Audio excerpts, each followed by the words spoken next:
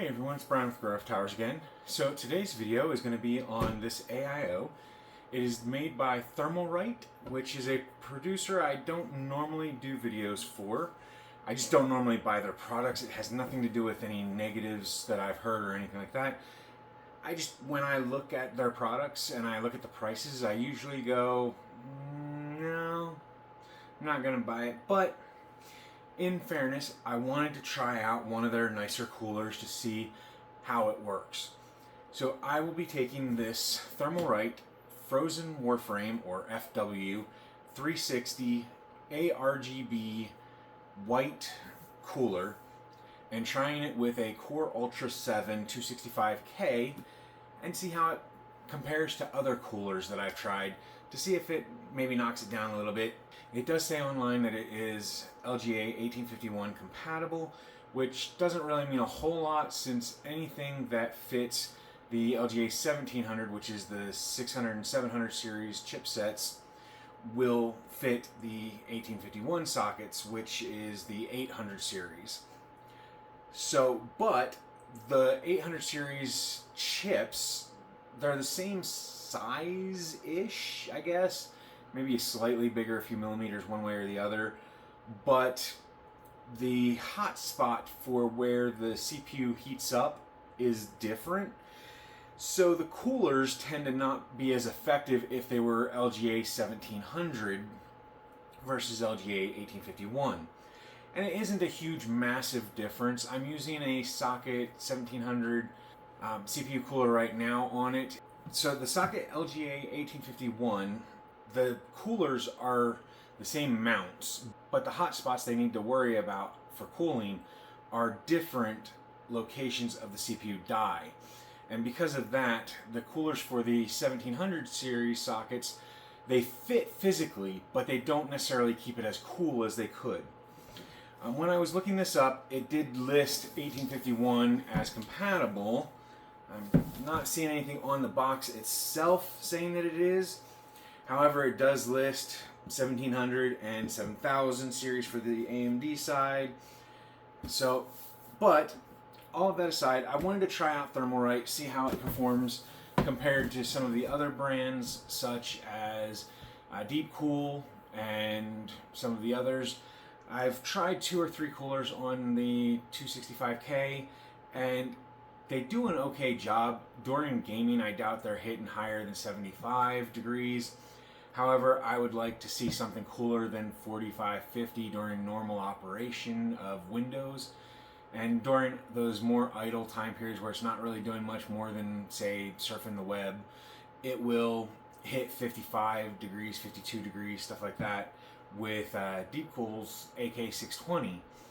And I'd like something a little cooler if possible. So we're going to try this. Plus, I'm a gadget guy or else I wouldn't have a channel like this. The block of this one has a display, so it's kind of similar looking to the Sama cooler that I've done. I'll try and remember to link that up here if I can. The Sama cooler is a round one, this one's a square one, so it is different shapes and everything. But the cooler, hopefully on this one, will fit the 1851 socket and keep the CPU cooler. All of that aside, just let's break down what we get, and then I'll show you what the cooler looks like before I install it. And then hopefully I will record the installation process and post that as well so that you all can see that as a separate video. I may include a picture of what it looks like where it'll replace a section of here.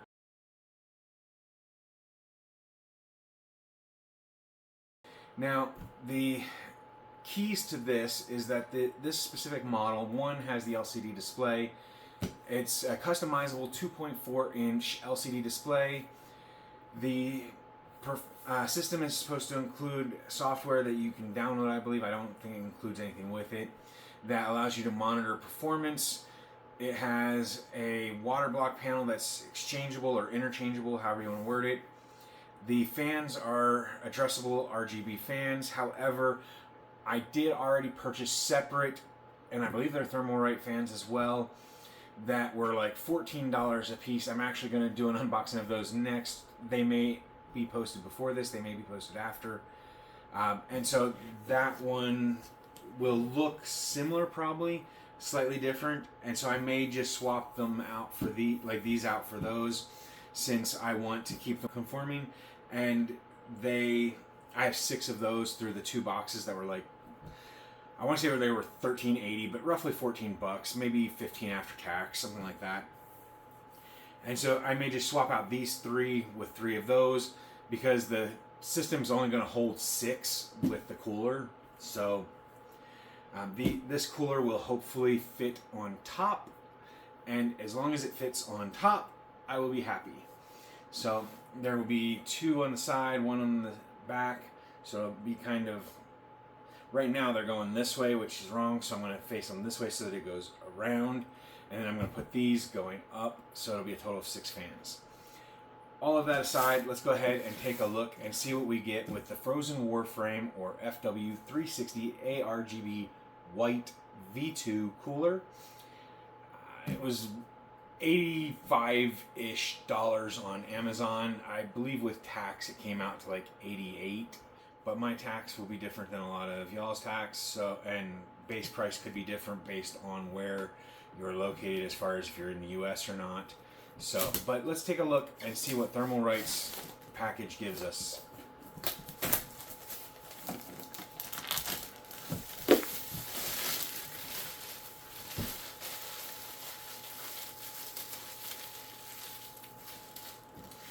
So I do like that it was originally sealed. That is awesome. So let's go ahead and now, there we go. Okay, so opens right up. Piece of cardboard to cover stuff up. Directions, which is always a good idea with a AIO. So that is good. This is a small box. Okay. This is just the mounting gear. So this is the, oh wow. Okay, that's interesting. So this cable here, I'm guessing this end goes to the cooler, which I will see in a second, but it's USB-C, which is nice to see. And it has a USB 2.0 connector here and power connector here. So that is probably powering the display. So the display power, the display controls, and then everything plugged into the cooler display. That's most likely the way that is, and I'll know for sure in a second. And then you've got the various brackets. Let's see, this bracket here is probably, oh wow, it's even listed for 1851, so it is the correct cooler mounting kit. So it is actually 1851 compatible, not just 1700 carryover compatible. And then we've got, looks like a splitter here for the fan header. So I don't think I'll need that, but if I do, I'm glad to have it. And then all of the other gear that's needed for it. So that is awesome to see everything all in one spot. And so that is the items. I'm not going to go through each individual screw or anything like that, but it is supposed to be AMD AM4/AM5 compatible, as well as Intel socket 1151, 1155, 1150, 1200, 1700, and 1851, if not others as well. So it's widely compatible. You have a wide range of motherboard options and socket options. So let's go ahead and take a look at the cooler itself. So it is pre-installed with the fans. They're all screwed in with silver, which is nice, as opposed to black, which I figured with a white cooler it would be. They're not painted white, which is nice because the white would chip off and then end up looking silver anyway. It has the ARGB headers spread out here, so it's individual to each one. However, they're daisy chainable, so that the 3 of these will plug into one single socket. What I will probably end up doing is, like I said, replacing these 3 with the other 3, depending on the performance of the fans themselves.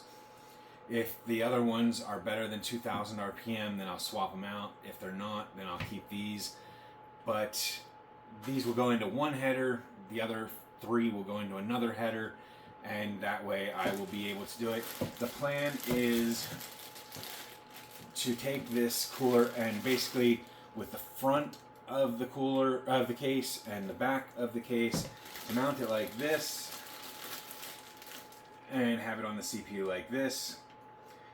I'm not 100% sure that this height will fit, and that's where I'm not 100% sure that I will end up doing the video. If I can, I'm going to do the video and do the installation. If it is not the right size and does not fit, then I will of course not be installing it, which means that I will not be posting a video about the installation, but I will try to update that here with a message either above me or below here saying that it was not compatible with my case. I have the Atlas M1 case from Gamdias. It's sort of compact of a case, but not like massively small. It's not an MATX or anything. It is an ATX case. However, it's only got a certain amount of space above the motherboard, and then all the cables and things like that would then be cramped and crunched and routed through different locations than they should be. So we will have to wait and see until later on today. Probably in about an hour from this filming, I will take that offline and try and film it. But I do have another video that actually probably 2 or 3 videos that I'm filming first. So let's get to everything. But that's the Frozen Warframe V2 360mm ARGB AIO cooler. Let's see if this would be weird if that's that way, but it looks like it is. So, oh no, there's something.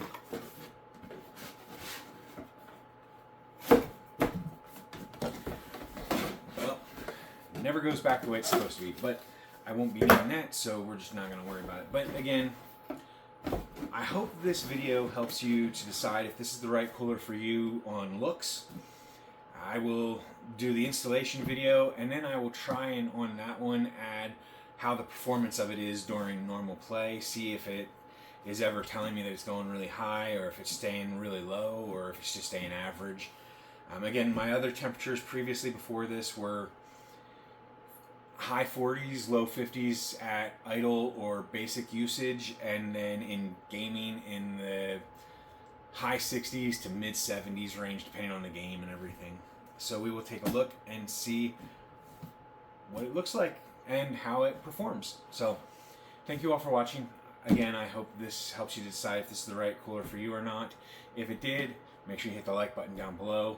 If you haven't already, hit the subscribe button over here in this general area so that you can keep track of our new videos and our community section.